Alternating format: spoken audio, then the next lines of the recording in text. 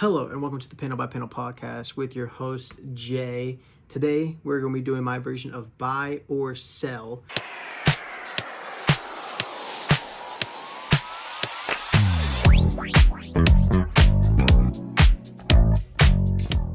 This is basically going to be where I bring these issue number ones, issue number twos, or stories that are restarting a story arc, and I'm giving you my opinion on if you should buy or sell them. And we're going to be starting off with an absolute bang. Absolute Batman. This is issue number 17. It is the introduction to the Poison Ivy character of Pamela Iley, or otherwise known as Poison Ivy. The art is amazing in this issue by the guest artist Eric Canetti, and Scott Snyder, of course, is always great on the art. Or Scott Snyder is always great with the writing, excuse me. But at the very beginning, we're introduced to this huge, just growing forestation in the middle of downtown Gotham. And of course, they said, don't go in there, only idiots would go in there. And of course, Bruce Wayne of the Absolute Universe goes in there. A complete shocker. But the best thing about this issue wasn't necessarily the whole Poison Ivy section. It was like the introduction to other characters and the updates on what's going on in Bruce's life, such as Harvey Dent checking himself out of the hospital, even though his head is still split into two. So you know that Two-Face is coming. And you got Oswald Cobblepot coming eventually as well. I mean, just look at that. That looks amazing. It's absolutely insane. I loved this so much. And you get a little funny section here with Barbara Gordon.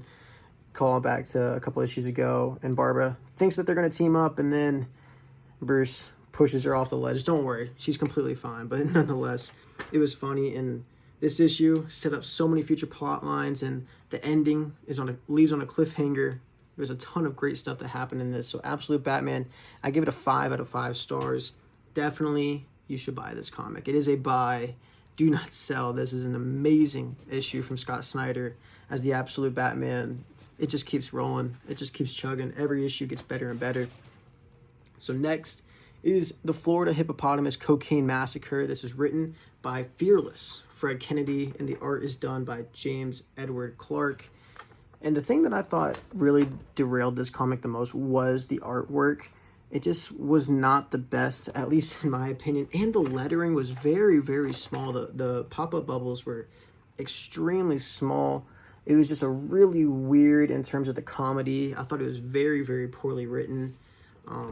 It basically follows this hippo disco wonderland, and the boss is a big old weirdo. His name is Disco, and it's basically a whole front for the best cocaine or best drug that he's ever made, called Coke 45. And there's a whole sting situation happening, and he has one of their secret agents, locked away, and essentially they try to break him out, or his brother does, and it all goes bad. And he rode one of the security guards, I guess, of the Hippo Wonderland and snapped him in half. It was a really weird comic.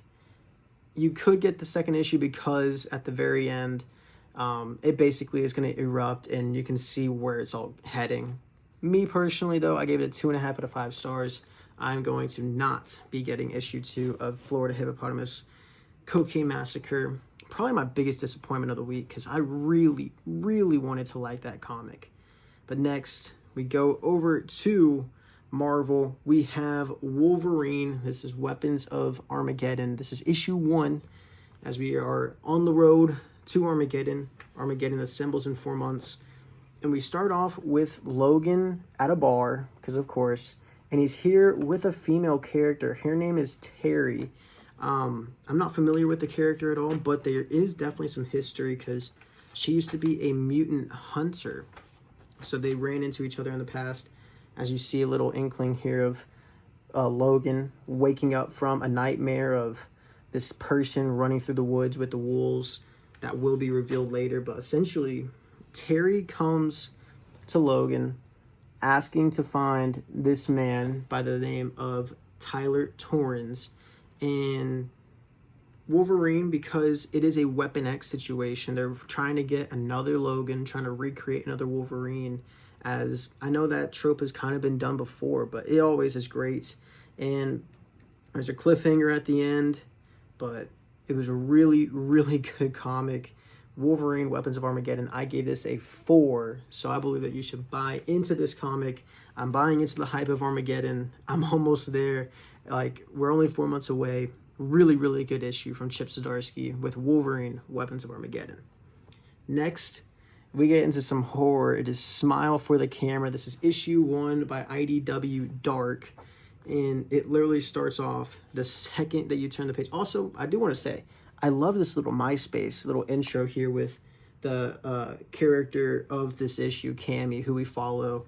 She has somebody smile at her, and of course, the dude killed himself. He jumped from one of the driving carts at an airport into the jet engine of an airplane, and we're introduced to the character of Ivy and all of her, I guess, roommates as she's getting to become a model. And she's hired by this dude. They call him Purple.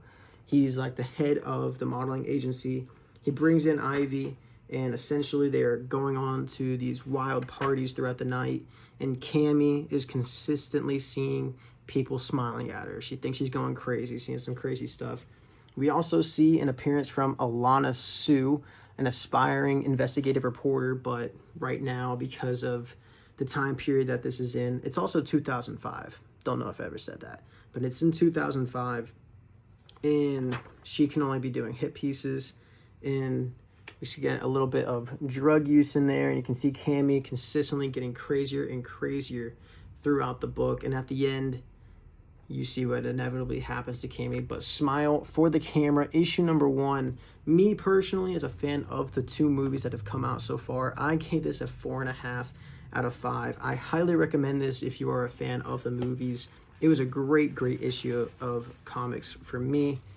I'm buying in. Next is Dungeons of Doom. This is issue 2, written by Benjamin Percy and Philip Kennedy Johnson. And we are essentially going through, I think it was 4 different chapters of the book. But the first issue focuses on that mutant that had the stuff inside of him. And Sergeant Major, I keep forgetting what his name was, but they just kept calling him Sergeant Major.